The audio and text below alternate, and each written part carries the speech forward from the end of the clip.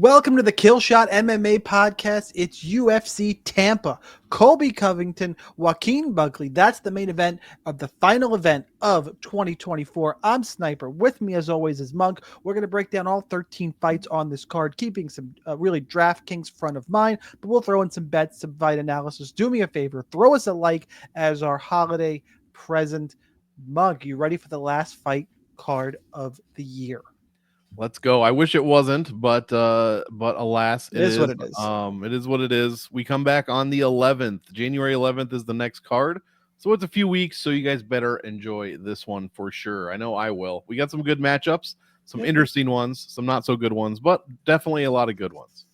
Decent fight night card overall. Yeah. Make sure you subscribe to the channel so you're back with us when we start over in January. Pretty good pay-per-view last week. I didn't hit anything huge, but a little bit of profit is always nice. Really, the only thing that I think it kept me off the nuts, and thankfully I was all in on Landwehr and Choi, like I said, but I was, I had a lot of dead lineups on Landwehr, and I was, a little bit over on Choi, and I got there. But that was I think the big surprise of the night. Yeah, absolutely. I mean, Landwehr did not look like the Nate Landwehr we've seen before. He kind of just got dominated by Choi for about 12 minutes. So it looks like he got hit by Doo-Ho Choi and was all like, "Oh fuck, this little Korean guy hits hard, hard exactly. Fuck." Uh-oh. I kept waiting for that switch to flip. It did at a time, but then Choi answered immediately and shut it all down. It's like that's nice. I'm gonna go ahead and fuck your mother now. Yeah, there's a slow-mo close-up of the elbow he dropped on Nate Landwehr's face and his head just bouncing off the mat. It's crazy. All right, 13 fights. Let's go ahead. Let's go to fight odds. It's where we're going to kick things off here. And actually, I pulled up the wrong thing here.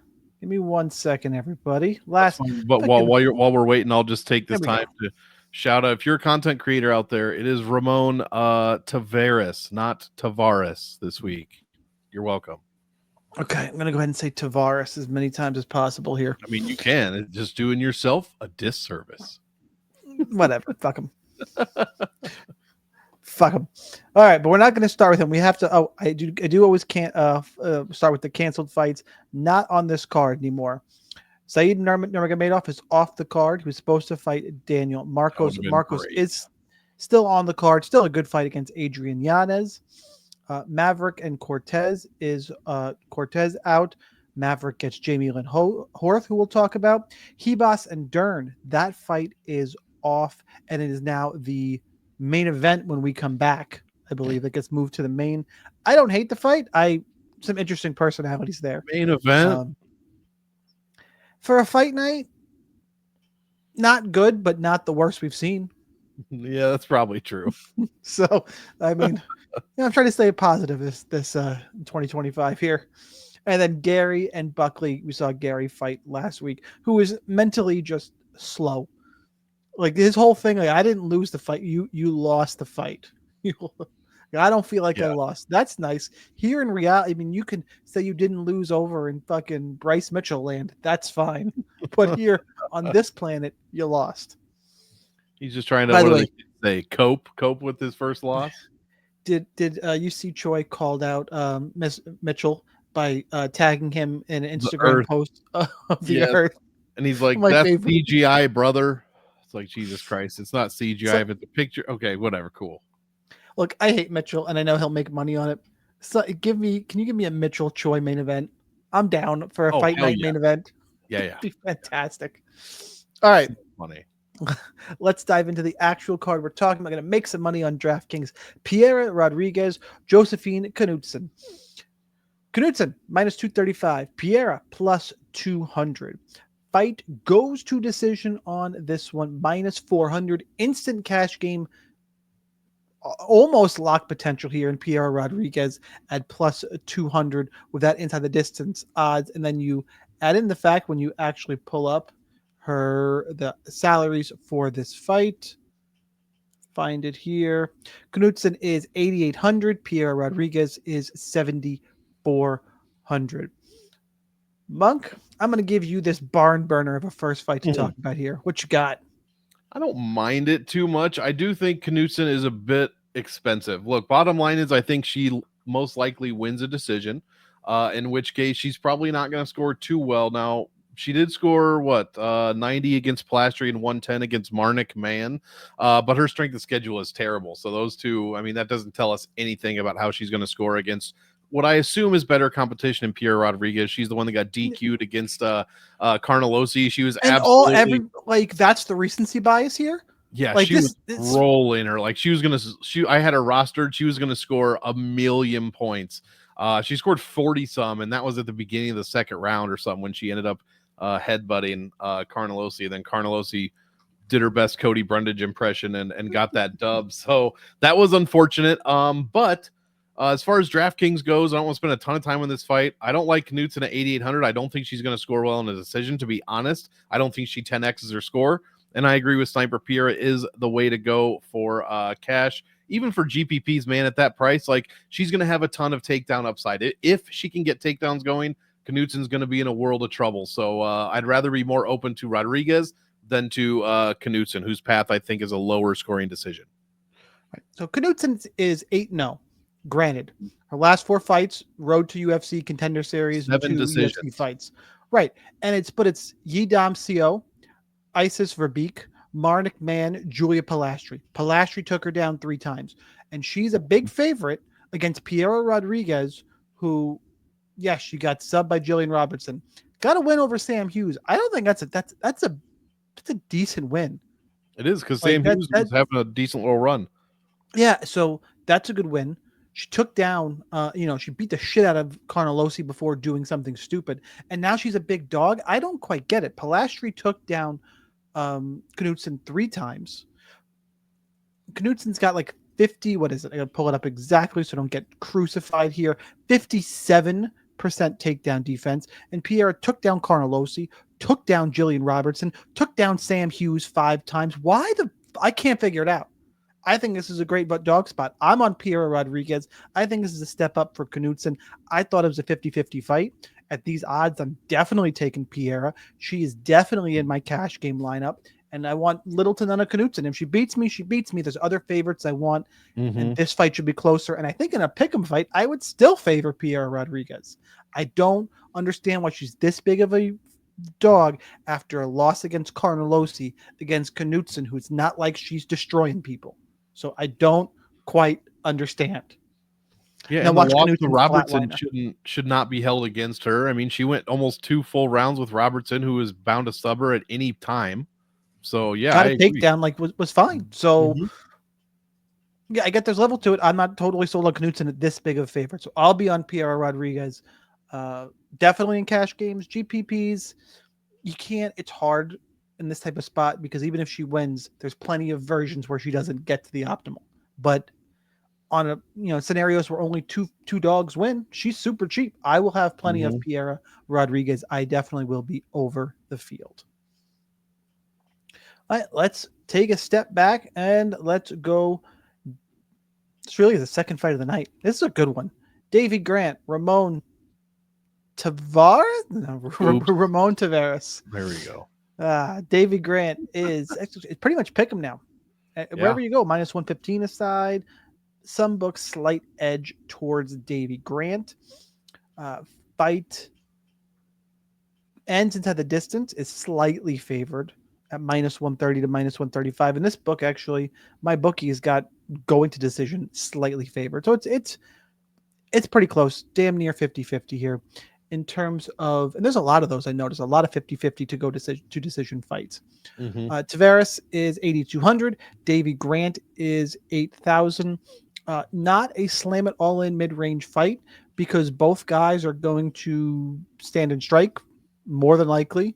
Neither guy's got crazy volume. I actually lean towards the experience of Davy Grant. My one concern here, I think he's a little bit better everywhere. I think he's a little better everywhere and the experience. However, Davy Grant's starting to get a little bit fight old, and I'm at the point when I watch Davy Grant where I'm waiting for it all to fall apart, where he can't stay conscious. Like, and that's a hard thing for 135ers. I get it, but it's one of those things in the back of my mind where I'm like, at any point, I feel like Davy Grant's done here.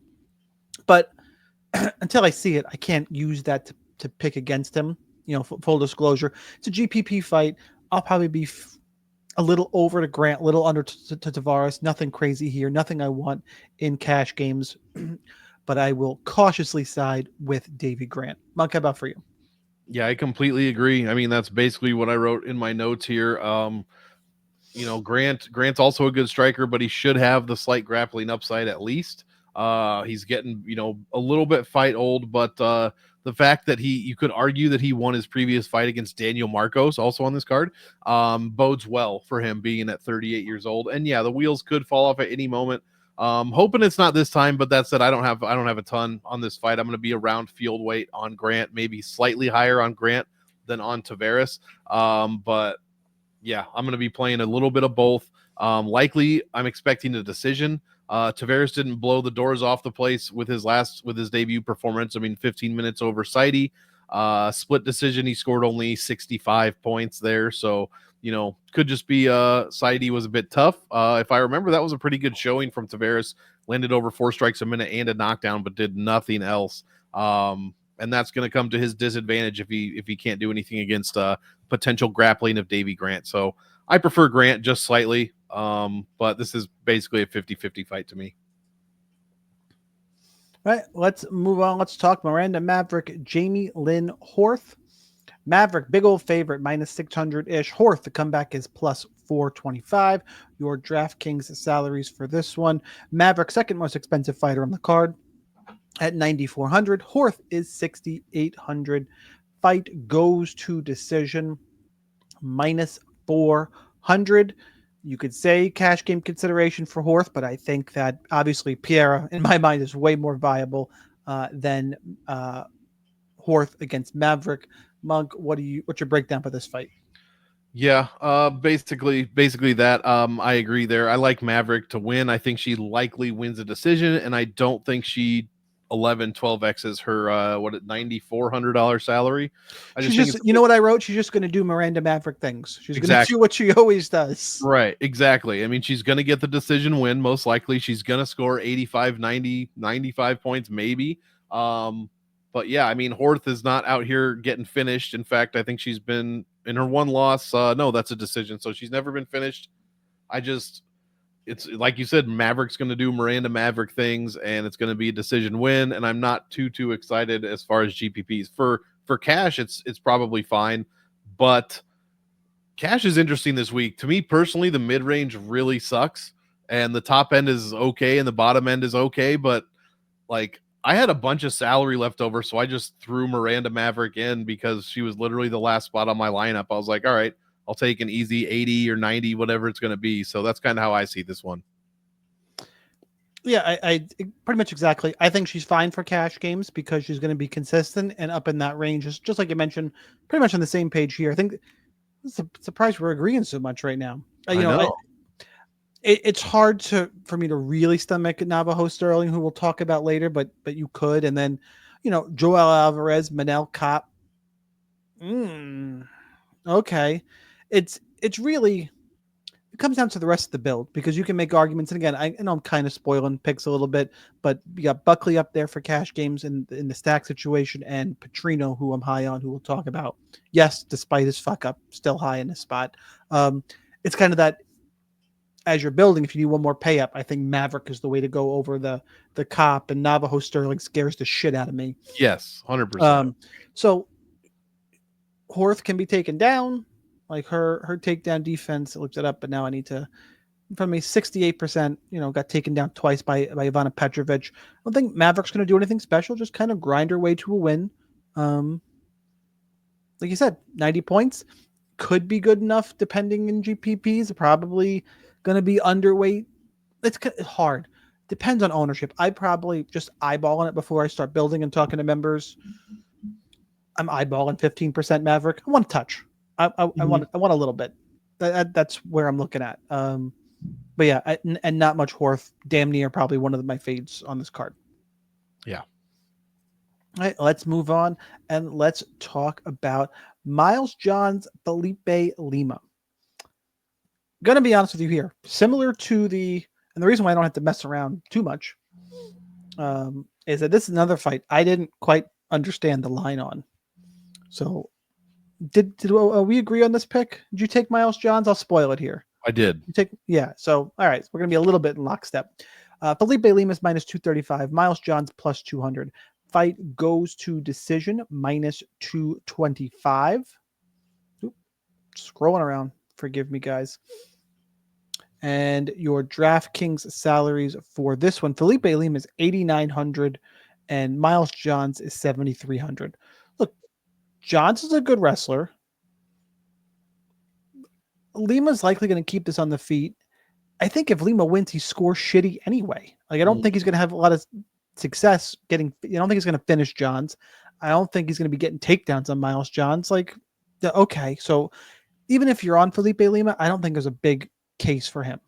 And Miles Johns, people love to shit on him, and don't get me wrong, he's boring. He is not a fun fighter, but he does everything well. He can wrestle. He's an adequate striker. He is a smart game planner, whether it's him or his coaches. He takes the path of least resistance in his wins. If he gets the grappling advantage, he goes there. If his grappling set, if he's winning the striking, he'll go ahead and just keep it there. And it's not, heavy volume. I think he lands just over 3 significant strikes per minute in his career.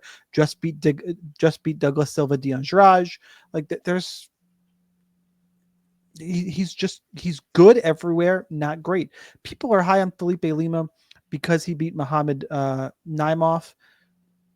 And again, it was a good win, but again, Naimov beat what I think is a cooked Nathaniel Wood. Jamie Malarkey's got all kinds of fucking issues. I'm looking. That's that's Naimov, and then he beat Eric Silva, who can't stay conscious. So, how good is the Felipe Lima win? Really, I think Miles Johns is Felipe Lima. So how good is the Naimov win for Lima? I don't think it's that good. I think Johns is just kind of step up, decent everywhere, not really exciting, but I'm going to pick him to win the fight. Like, I think he's got that kind of level of experience. And until I see it from Lima, that's where I'm going to lean. Again, if you're asking me to rank probably Miles Johns against Pierre Rodriguez, I actually think Pierre Rodriguez has more upside, which is interesting to say, but I will give you Miles Johns is not going to light the world on fire. He needs to go full Colby Covington or he's going to get nothing. But that's where I'm at. Miles Johns. How about for you, Monk? Yeah, I agree. Pierre definitely has more upside there, but what she doesn't have and what a lot of other fighters in this entire promotion, let alone the weight class, don't have is the defensive prowess of Miles Johns. His defense all around is so fucking solid. It's beyond impressive, to be quite honest, and that's his superpower. He has no offense. He's not gonna like I said, he's not gonna no. He's got minimal / serviceable. Yeah, for DraftKings. I mean, he's for DraftKings, yeah, 55, 67, 70. He put up 50 points in his DVDA win, which is just yikes. What's his where'd he go here? Who am I looking for? Where is he? There he is. 68.5 is what he averages per win. The only person worse is Ramon Tavares, who scored 64.9 in his last. Oh, it's Tavares. You see, now I'm doing it. You got me. I did it to myself. And then Jamie Lynn scored 63. So they're all in the 60 club here. I'm fading the hell out of this fight. Rarely do I rate fights 1 star. I rated this fight 1 star. I'm picking Miles Johns by decision. How many stars did I give this fight? I give it 2. Yeah, I mean 2 is the max you could possibly give it. Nobody scores well in Miles Johns fights. His defense is simply too good. It's gonna be, and if you're telling me, I'm gonna pick a guy who's maybe pretty good, who's younger, who has 1 UFC fight against a guaranteed defensive juggernaut, which isn't exciting. It doesn't score points, but it does get those decision wins, and that's what we're gonna get here. Miles Johns. Did you rank any other fights as 1 star? Because I have 1 star fight this week. I don't think so. I don't think I ever do that. I don't know the last time I did that. I do have top a 2 of your mind. Miranda Maverick is a 2 star. Yeah. Nope. Just that. I mean, what'd you rank Woodson Padilla? That is my 1 star DFS fight this week. Oh, that's a solid 3. Well, we're gonna talk about that. Solid. Maybe I like Padilla a lot though. All right. Well, there you go. That's what we're gonna just see. We are gonna disagree, guys. What's next? What? Talk about that lead in unintentional. Perfect. Sean Woodson, Fernando Padilla. Woodson's minus 155. Padilla is plus 135. Fight goes to decision. One of the reasons why, I'll lay out my reasons, but minus 210, fight goes to decision in this one. DraftKings salaries before I kick it over to Monk to tell you why he wants to play so much Fernando Padilla that it's going to make me vomit.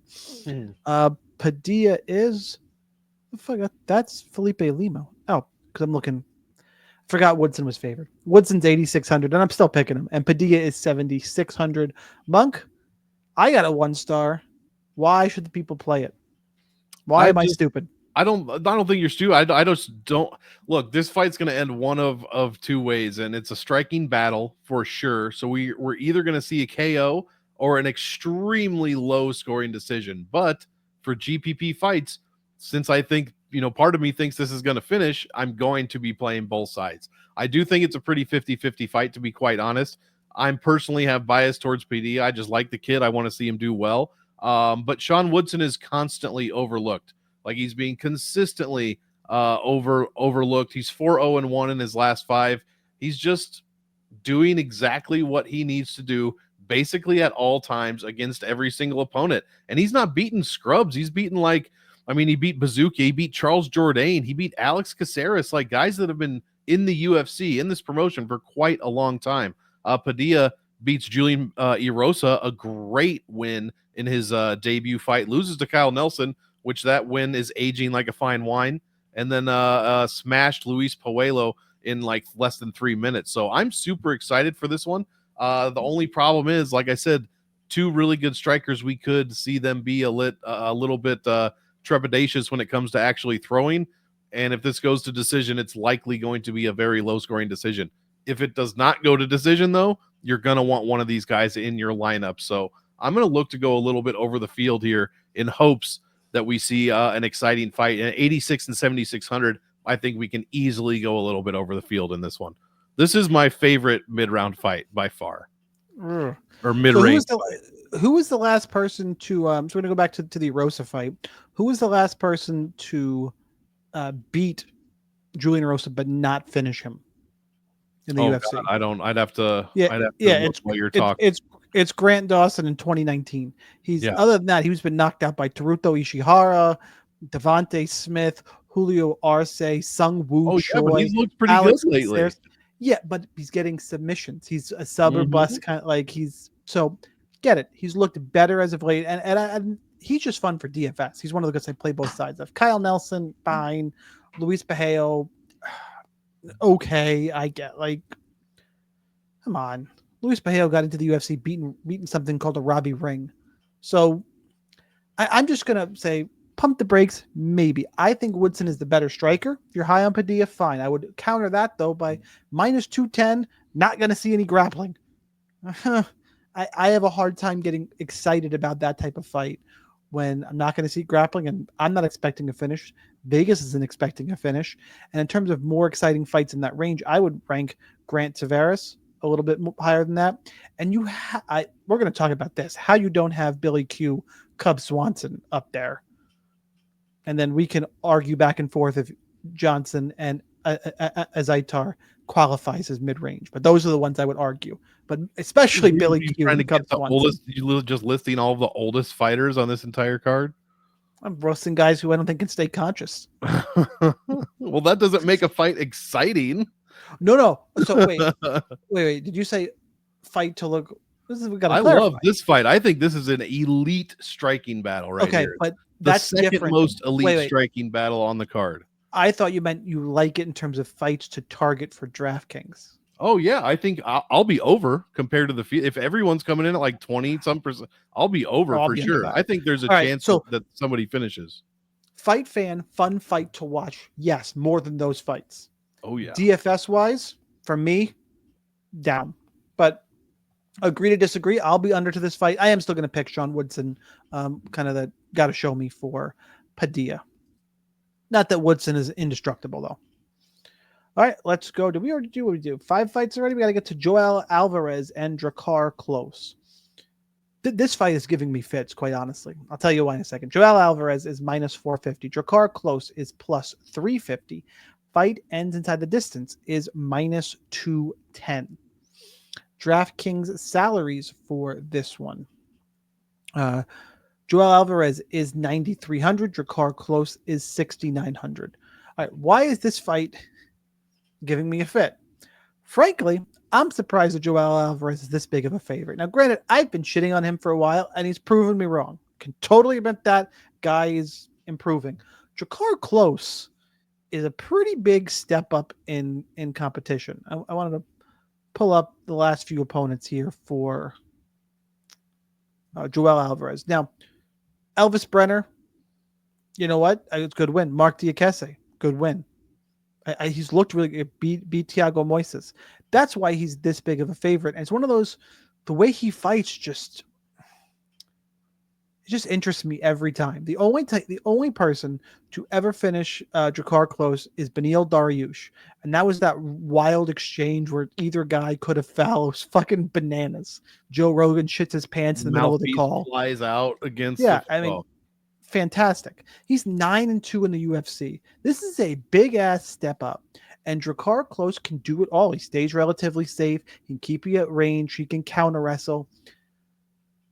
The form that Joel Alvarez has shown makes me think, okay, he's legit. I was wrong. How high can he go when he fights aggressive like that? A guy who fights that style, it makes me nervous against Drakkar Klose. That Drakkar is more technical and going to walk him into something. That being said, I don't think I can pick against Joel Alvarez again. He's looked that good. I have concerns. In terms of the cheapest plays, this is I have ranked it as a 4-star fight to target. I'll be overweight to Drakkar Klose for sure. I'm more toying, what am I going to do with my Joel Alvarez ownership? And I'm going to have to play that when the DFS Army ownership projections come in, make my decision if I want to go over or under. I'm going to be over on both sides. That is what my gut instinct is right now. Because Alvarez, the way he fights, he's either going to finish you or get himself knocked the fuck out. He's willing to pull guard. He does crazy shit. And you can see me hesitating now. Somebody who fights like that, I just feel like is a good matchup for Drakkar Klose. These odds, I can't quite pull the trigger because of how good Alvarez has looked. But I have concerns clearly. But I'll go ahead and I'll pick Joel Alvarez. How about for you? Yeah, I'm also gonna pick Alvarez. I think he's the much, much, much better GPP play. And it's not even close. Really? Pun intended. Well, here's yeah. Basing that. Can I ask you? Are you basing that just on the points scored historically? I mean, well, you could, and then the only good wins is close against Brandon Jenkins and Joe Solecki. So if he's not fighting the bottom barrel guys, he's not doing well. Like Joaquim Silva, he put up 73. The problem is even 78. 78 at 6,900, depending on if the big people pay up. 6,900 lets you do a lot of shit with any kind of wind. Yeah, but you don't need to do that this week. You don't need to. You mean you're scrambling to put in Navajo, Sterling, and Miranda Maverick in your GPP lineups? You don't need the salary savings here. And I'd argue that 78 points is not good enough to make the optimal lineup this week, to be quite honest. So yeah, I'm not looking to put either of those two in my GPPs a ton. So I mean, Alvarez, I'm not thinking he comes out here and does much either. I'm for instance more of who else? I like a guy that we haven't yet talked about a little bit more, and then a guy right at the 9th. So there's a couple people I like up here, but I'm not going crazy for Sterling or Maverick or even Alvarez in GPPs, to be honest. And Drakkar Klose, I'm not really looking at him for GPPs at all. Joel Alvarez has been KO'd, I think, twice in his career, 2 of his 3 losses.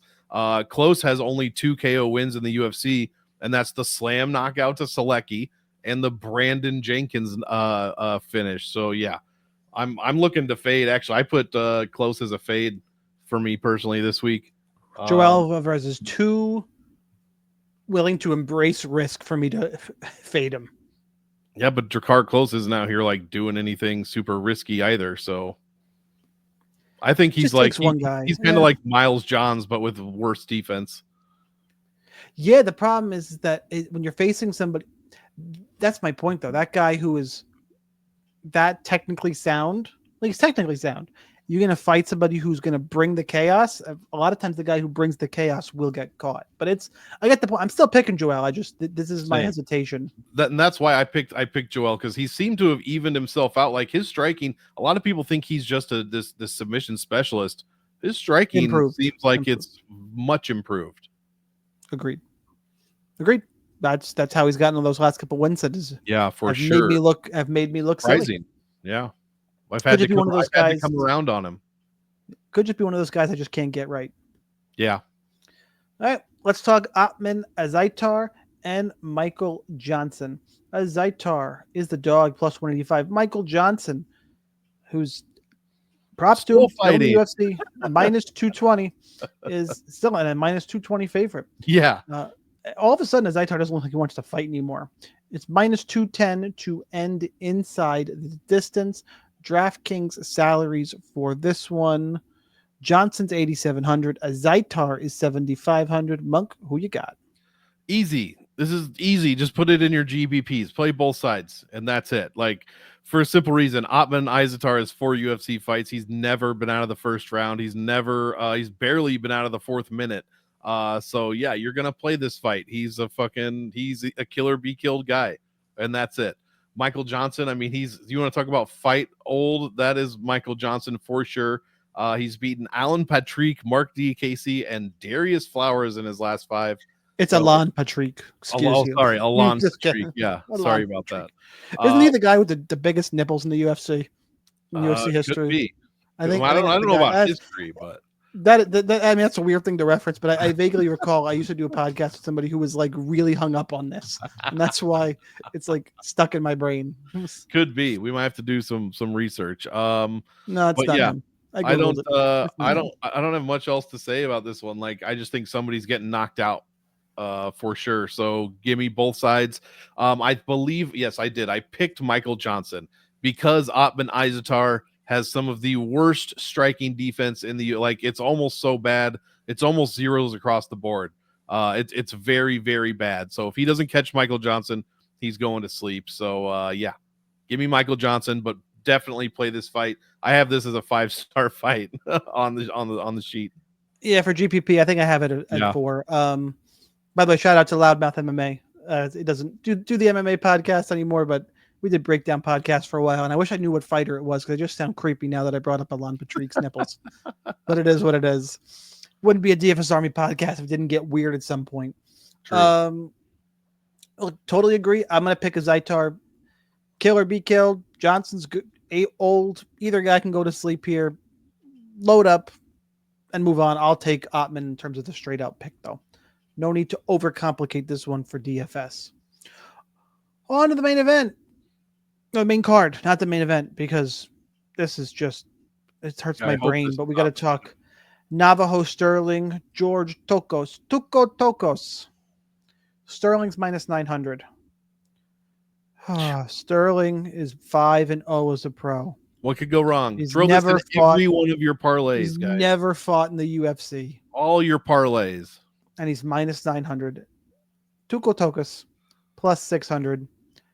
Fight ends inside the distance, minus 260. Cool. That's a flag. You probably want to play this one, but then you have to pay a monster ass premium. Sterling is 9,600. Tokos is 6,600. This is a shit show. It's a total shit show because Tokos is awful. He's been finishing the first round twice in UFC promotions. Navajo Sterling sucks. Or we don't really know what he is, but he doesn't look like a world beater to me. He looks fine. Tokos looks shit. And now we have to play him because there is serious potential for a slate-breaking shit show score. And then right below Tokos, I got to deal with, 2 of the next 3 fighters below him are Miranda Maverick and Manel Kopp. Cool. Mm-hmm. Look, I there's no way. This sucks. It just sucks. I'm gonna play Sterling. It smells like a shit show. Do not fade Tuko Tokos as much as you want to cross somebody out. 66. If you want to cross somebody out in the 6K range, cross out Jamie Lynn Horth. Leave a little bit of Tuco Tokos because this just smells like end of the year fuckery. I can't pick him because he's Tokos has looked that bad, but just there's your heads up. Shit show fight. GPP. If you have to play Sterling in cash for whatever reason, because I don't know, No, your you wife don't. cheated on because your wife cheated on you with Miranda Maverick and you refuse to play her. It's the Yeah. only thing I could think of. Then just Yeah. I guess, but fuck this fight, man. This one hurts. I hope this fight gets scratched. Yeah, this one I don't because Sterling's going to have a ton of ownership for no good reason. Yeah, Because he could pay it off. Because he could. Good. Who was the last guy to come out of City Kickboxing that was 4-0 or 5-0? And how'd he do in the fucking UFC? Remember that guy? Blood Diamond? Ever heard of him? Yeah, this Blood is Diamond was at a city. Wait, Blood Diamond was at a City Kickboxing? yeah, oh yeah. Fuck. I didn't yeah, know that. Did very, very poorly. So we'll try it again here with Navajo Sterling. No, I'll be field weight. Actually, let me hold on. If field weight is crazy high, I'm not going to be field weight. I'll be below it. But if it's in the 20s, then I guess Oh, it's not going to be 20s. He's probably going to get 50% ownership. that's fucking crazy. Tokos, I'll be a bit over the field for sure, but not anything crazy. I'll be looking to make my bones elsewhere. Yeah, and I'm not touching this in cash. Let's get the fuck off this fight. Let's talk about, I think, one of the better ones here. Adrian Yanez, Daniel Marcos. Love this fight. Marcos is minus 225. Yanez is plus 190. Fight goes to decision. We got 50-50 odds. Actually, slightly lean. It depends on the book. DraftKings leans towards the finish. Betway leans towards the decision, but it's ever so slight. We're splitting cut hairs there. Fight. I'm sorry. DraftKings salaries for this one. Daniel Marcos is 8,500. Yanez is 7,700. Monk, what you got? Very good fight. The best striking fight on the card. Not even close. Let me find my notes here. I know I picked. I would argue Woodson Lima's close. Yeah. Oh no, that's what. Yeah, that's the second best for sure. I think these are back to back on our note list, and I wrote for Woodson Padilla, great striking fight, and then for this one I wrote, okay, this is the real striker matchup. Yeah, they're very close. I picked Marcos, but it's basically a 50-50 fight, and the reason I picked him is because of Yanez's lack of striking defense. It's very, very bad, very bad, especially at distance, especially to the head, and overall, it's just poor. So Marcos has shown better defense. I don't think he's fought quite as tough of a schedule as Yanez. That's probably not arguable at all, but that's probably why Yanez's numbers are a bit down. He's fighting guys like Rob Font, Jonathan Martinez, like very, very good strikers, whereas Marcos is, no offense to Davey Grant, Orichi Lang, John Castaneda, but they're not on the Jonathan Martinez, Rob Font type level. So I'll say that Richie Long's a shit striker. Well, no, that's why. Yeah, but that was that was a no. Was that an eye poke? What was that? I believe that was an eye poke. I think it was a crazy. Yeah, you are correct. Kind of eye poke. I'm looking forward to this one. Yanez probably has the better boxing, but like I said, his defense is not so good. So for that reason, I'm picking Marcos. But I really don't think you can go wrong here. The salaries are 85 and 77. Very easy to get to.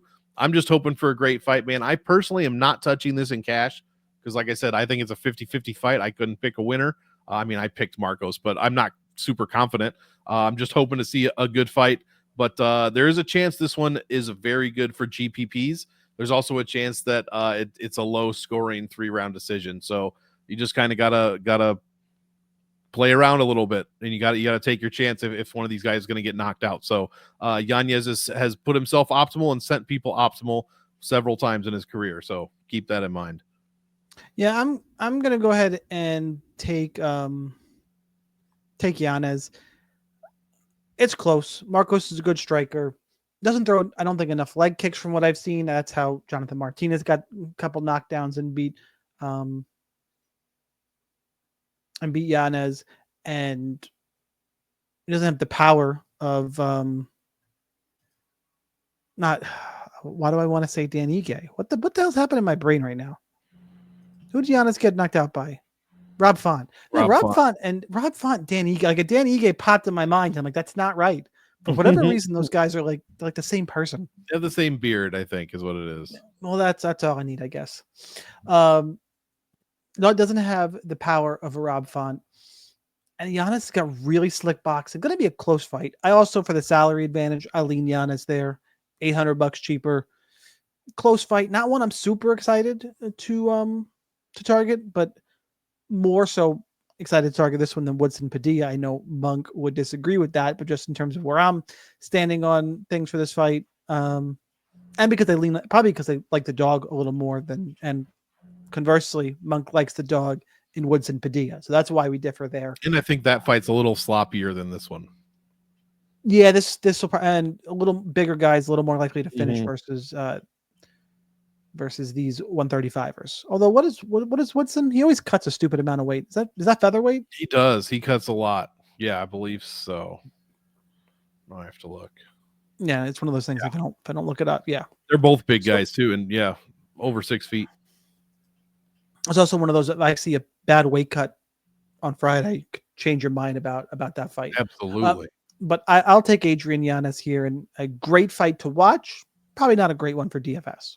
All right, let's talk about one that I do think is great for DFS. Vitor Petrino, Dustin Jacoby. Petrino's minus 330. Jacoby is plus 270. Fight ends inside the distance. Good old minus 210 there. DraftKings salaries. Petrino's 9,100. Jacoby is 7,100. Look, shout out to Anthony Smith. I actually, for what it's, we might get derailed here a little bit. I wouldn't mind if Anthony Smith fought one more time, because what we saw last week and the loss and all that, that's a rough way to have your last fight. He's not going to title contend again. It's tough if he wants to put himself through a camp without that coach, that trainer. I get it, but he clearly was not there for that fight. I wouldn't mind seeing him take one more run at, just a last send-off fight for whatever that's worth. Agreed. But shout out to him, because we had to talk about him, Vitor Petrino. We said it. I remember we talked exactly about the scenario. Petrino is just going to bum rush him, and if he shoots a sloppy takedown, Anthony Smith will get his neck. I think we said those exact words. I picked Anthony Smith in that fight. And it's exactly what happened. I think Vitor Petrino has learned his lesson. I also think even if he didn't, I don't think Jacoby's got the sub skills to hit to lock up a guillotine here. This is a great matchup in terms of a bounce back spot for Vitor Petrino. Dustin Jacoby, I think a lot of people have counted him out before. He won a nice little 4-fight winning streak that I don't think many people saw. At one point, he was 7-0-1. He went a 7-0-1 run, and then he ran into Roundtree, Mirzakhanov, Menefield, Reyes. So this is probably a little bit of a step down here. I can admit that. Also beat Kennedy and Njoku, but Kennedy should not be fighting at this weight class. Vitor Petrino is a bad matchup in terms of, I think the takedowns are the problem here. Jacoby's got 60% takedown defense. Menefield's taking you down. I think this is a problem. I think Petrino gets on top, controls the fight, wins. But go ahead, play both sides. I'm going to play Dustin Jacoby only because of how much Alonzo Menefield I'm going to have. He's not Alonzo Menefield. We just talked about Alonzo Menefield as the brain. Vitor Petrino. Whew. I was like, wait, I very rarely play Alonzo Menefield. That was, man. For those of you who were watching some videos, I was in Disney World last week, and literally just today we had an 18-hour car ride. Went to bed at 5 a.m., up at 10. So that's why things like that happen, I guess. Can't stop thinking about Alonzo Menefield. God, fuck. Talk about bringing your work home with you. No, I'm gonna have a ton of Vitor Petrino to the point that I'm okay hedging back a little Jacoby, and that's really the only reason. Love Petrino core play. Monk, what you got? Yeah, I love it. Petrino's my favorite 9K fighter, and it's not close. Well, I guess Buckley's 5-round. That's different, but Petrino I think has even more could have more upside than Buckley here. And it's for the reasons you said, the takedown upside. You gave Jacoby too much credit when you said he had 60% takedown defense. It's actually sub 53%. So, yeah, not fucking good. Meanwhile, really? Petrino, 52.78%. Meanwhile, Petrino How far back do your stats go, by the way? All the way back. Really? Because he's got 2 fights in like 2011, 2012. Oh yeah, And got it's, those. interesting. All right. Never mind. But yeah, Petrino's takedowns. I mean, in round 1, he's landing 1.36 takedowns at 54%. In round 2, he's landing 0.93 at 60%. And in round 3, he's landing 2.5 takedowns at 87.5%, which tells you his cardio is not going away. He's still got the energy to shoot all those takedowns in round 3. And yeah, Jacoby, I'm not counting him out because he can crack. So definitely play a little bit of him at 7,100. But Petrino's my favoritist guy. Probably on the whole fight card, to Your be honest. favoritist? My favoritist guy. Give me Vitor Petrino this week. I think if he doesn't smash Jacoby, we're looking at like either tons of rinse and repeat takedowns or takedown and then tons of ground and pound, possible submission, yada yada. But yeah, Jacoby, I don't even think he's thrown a submission in the UFC, so we shouldn't have to worry about that. And here we go. Anyway, Manel Cop, Bruno Silva. Cop minus 365, Silva plus 300. Fight goes to decision minus 160. It's actually pretty low considering we got flyweight guys, but is what it is there. Your DraftKings salaries for this one: Cop 9,200, Silva 7,000. Monk, you are first for this one, and I'm letting you go first. I mean, it is just the order, but I think strategically. I want you stealing any of my thunder here. Well, unless you're picking Cop, I'm about to steal it because I'm picking Bruno Silva.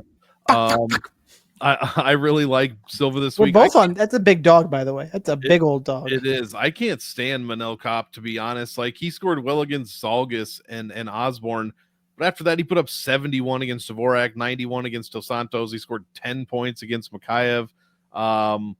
His defense is extremely suspect. He's got really good offensive striking, especially at distance, but really that's about it. There's not much takedown offense or control at all. The only other thing he has over Silva is his strength of schedule, which is a lot better than Bruno Silva's. So we do expect to see like a high-paced striking match here, with Silva definitely having, the takedown upside. Hopefully lots of takedown attempts, maybe even landing a couple. Cop does have 73% takedown defense, so I am very interested to see what happens when these two are not at distance. So lastly, Cop's been a lot less explosive than he has been earlier in his UFC career. So honestly, I think Silva stands a good chance. He's the only side I want in DraftKings for GPPs. I don't even want Manel Cop in cash. I'm going with Silva, man. I really like Silva. He's on a 4-fight win streak, just coming off a win over Durden, Tyson Nam before that. Yeah, this is a humongous step up, but I think he can hang in there. So I think the 7K, the line is way too wide. Give me Bruno Silva. You definitely don't fuck with Manel Cop in cash. Look, his UFC finishes: Jagas Jamagulov, Ode Osborne. That's it. Yep. Taken down twice against David Dvorak. Granted, he did get knocked downs against Dos Santos and David Dvorak.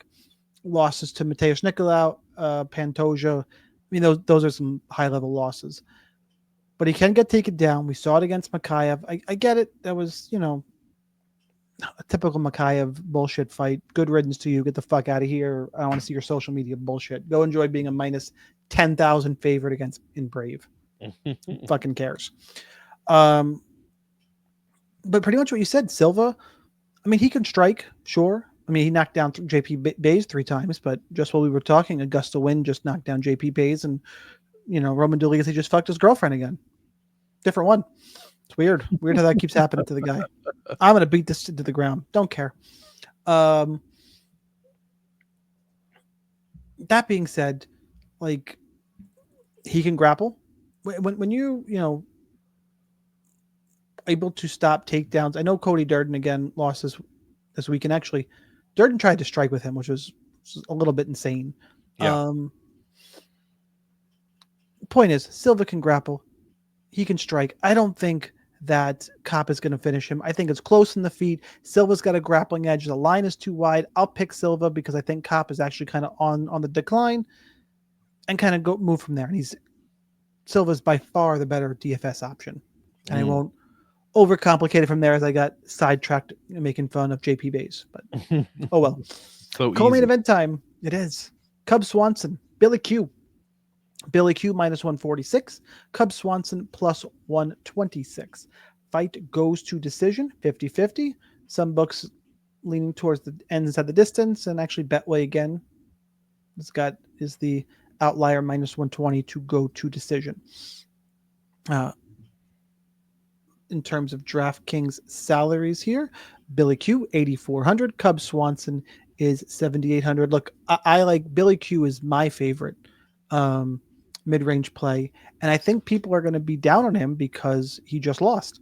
People love to see a loss and just immediately shit on a guy. Recency bias is absolutely a real thing. Yusuf Zalal has looked really good. Other than that, he's lost to Edson Barbosa, one of the craziest fights I've ever seen in my fucking life against Shane Burgos. You should go watch that fight, by the way. 360 significant strikes in a 3-round fight.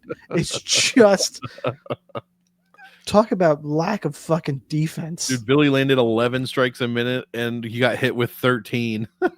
It's just crazy.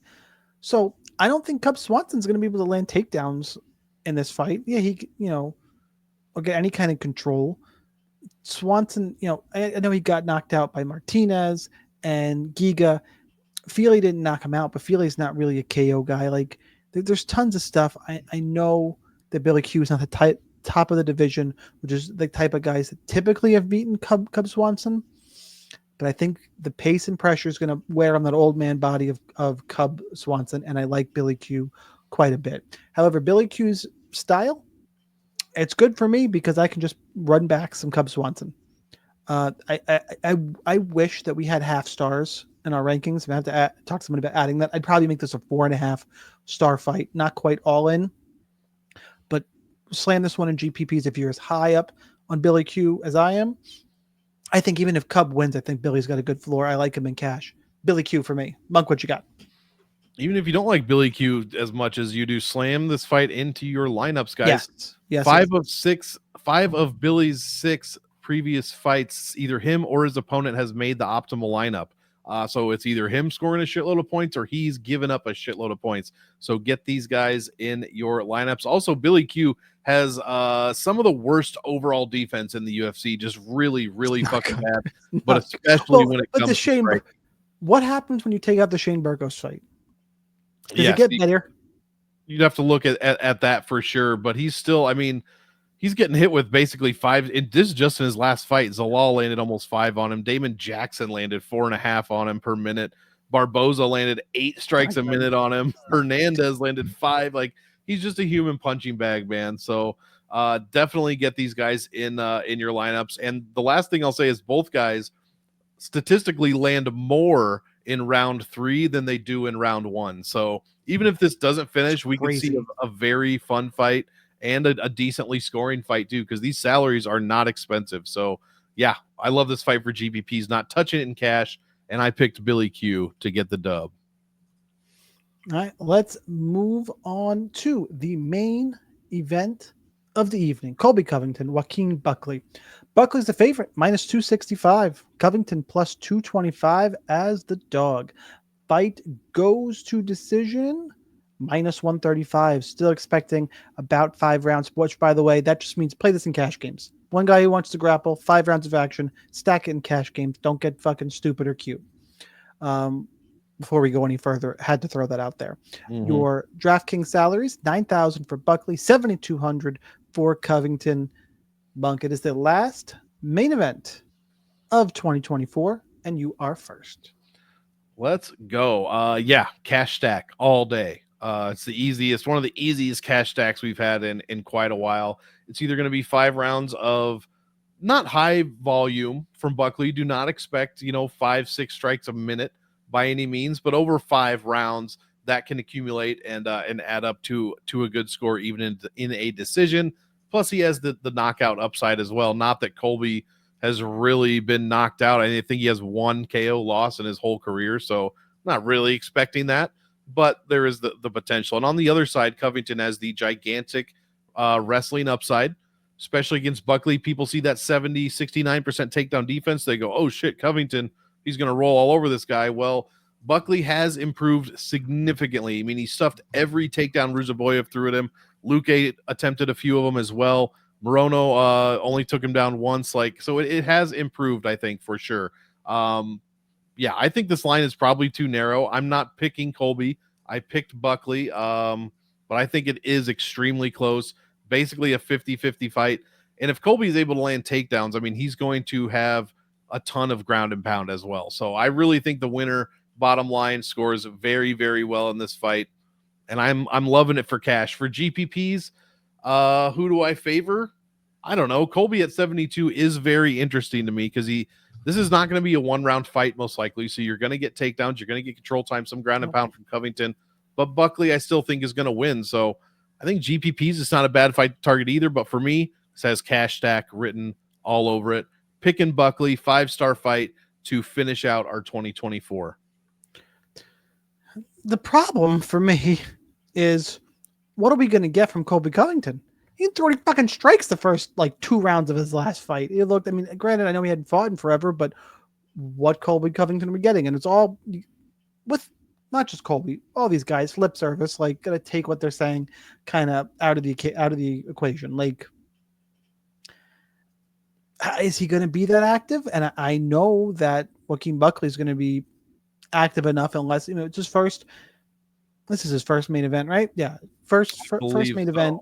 Doesn't have to be terribly active. Has big power. Covington has been durable in the past, but at some point the wheels are going to come off for him as well. Usman knocked him down 4 times combined in their 2 fights. It's just interesting. I came. It's one of those. I just play both sides for me. I'm probably going to slightly. I picked Joaquin Buckley, and I still think I might just all in this fight, go 50-50 and fucking run. Yeah. And just be done with it because I'm that hung up on it. I probably would lean a little bit more towards Buckley. The problem is the price of Covington, pedigree. I'm trying to talk myself into a little more Joaquin Buckley, and I just if Colby of old shows up, it's in your brain. But that's probably not who's going to show up. It's probably going to be Buckley landing a big strike.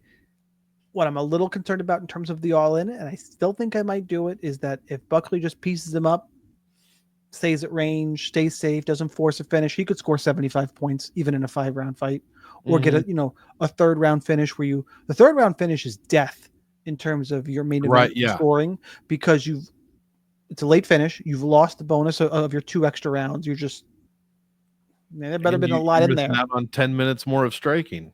Yeah. So I'll lean Buckley. It's not a strong lean. It is a cash game stack. For me, all in or near all in for GPPs, and I'm leaning towards Buckley, trying to get myself to play a little bit more, quite honestly. All right, let's go back full screen. One more thing we got to do before we get the fuck out of here for the year, unfortunately. Let's see. Let's go. There we go. We got to do kill shots. If you don't know what a kill shot is, welcome to the podcast. Hit the like button, subscribe. See us in a few weeks when the UFC is back. Is an under-owned play to help you win a tournament. Usually a dog, doesn't have to be, can be anybody, cannot be chalk, cannot be a main event fighter. Good example, I think, of someone who would not be allowed this week, even though they are a dog, would be, I had it kind of ticked off. Atman Azaitar is not a kill shot because he's a dog everyone's going to slam the fuck in. Does not count. Under-owned play. Monk, you got one teed up for us? I do. It's one of 2, so I'll pick the cheaper one. Bruno Silva taking on Manel Kopp, I do believe. Yeah. So we'll go Bruno Silva getting it done. See, this leaves me in a bit of a quandary, sir. No, there's one. You gotta take her. Can I give an honorable mention too then? Absolutely. All right, I'll make it Piera Rodriguez because I am picking her for a win straight up. don't. I think the recency bias is there. I think she's got some sneaky upside. I'll officially make it Piera Rodriguez. But even though I picked against him, I am again. I'll say it again. I've used cunt hair once already. A cunt hair of picking Drakkar close. Like I'm right there. I just can't quite do it. But honorable mention for Drakkar. Don't be under the field there. There's my warning. Monk, we did an hour. 13 fights. It's been a fun year. Anything before we get out of here? It has. It's been a fantastic year. Hopefully we'll see you guys back for 2025. Like I said, January 11 is the first card back. We have that not quite Lad Dumont main event, but we've got Dern and whoever the hell she's fighting. So, Look, but no, as long as Mackenzie Dern is bringing out the fire outfits all fight week, that's true. I'll be fine. As long as she's not going on Ozempic, we'll be all good. So, yeah, guys, enjoy your holidays. Spend some time with your families. Enjoy the new year. Wish you guys nothing but the best. And yeah, we'll see you back here in 2025. Sounds Ditto, so guys. futuristic. It does. Happy holidays. Happy New Year. Make some money this week. Get in the DFS Army Discord. Tons of other stuff going on. NFL rolling strong. NBA's going. NHL. You see more and more content from those guys. Got a props package. There's tons of shit. Come make some money. Come hang out in the Discord. You don't know if you want to try it. Slide in my DMs. Maybe we can hook you up. Talk about it. Get something going. I think that's all we got for UFC Tampa. 13 fights down. 2024 down. See you in 2025. Good luck on those contests. Helmets up. We'll see you next year.